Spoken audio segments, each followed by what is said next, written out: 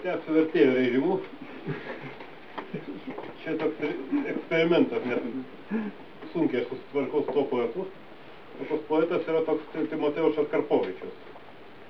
Gimęs 1921 metais Žaliosios kaime prie Rudaminos. Vieni dabartiniai lenkų poetai jį vadina mokytoju ir figūra maždaug lygiavertė savo amžininkams Herbertui Ruževičiui, kiti gūžčioja pečiais. Pokalbis su Hamurabiu. Paragavai liežuvių, žmonės jais spjaudėsi. Akį ėmė už akį, o už ką man imti? Dantis tau nebuvo svarbus kaip vienas prie vieno. Na kągi, kalbuosi su akmeniu, vėl gaila šnekos. Taip malamas žodis su žmogumi, dar tik man gaila akmens. Oda. Odos nešiojamas ant šono, neišleisk iš rankų. Jei ketintų nuo kojų nukristi, tada galva priešais, griežtai laikykis, iš kraštų už ribos, neišauk. Tačiau pirminė ankštuma, nuo spaudimo išprakaitavusi, išspaudžia iš manęs klausą, akis ir kalbą. O oda, kuo trumpiau suvokiu kaklą. Aukštesnė žirafos vaikšto žemumą.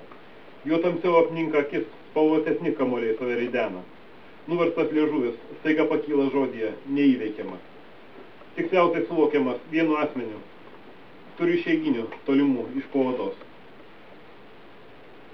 Taikymasis pakeliui. Tinka tas kūnas man, lyg riteriui derėtų, iki 7 sopulių. Esu jo kopija, odos laukia plūšanti. Iš 7 užtrauktukų mane vertina, užsivėrusiu. Kaip per karštą užsitrenksiu, kaip per šaltą atsiversiu. Ir nors man geras kaulas pranašautas, kojos pirštų žydėjime, išeinu plikas basas ant ankšto grindinio. Ir nors man arklį su kapojais nukirto vietoj rankos, mano karieta stovi medyje ir neprunkščia iš lapų. Ir taip prisitaiko savo galvą prie riterio išvaikščioto nuo galvos iki kojų, kodelyje. Ir akis arti nuo akies, vienoje šviesoje pakloja aštraus kalavijo kelio vaizdą.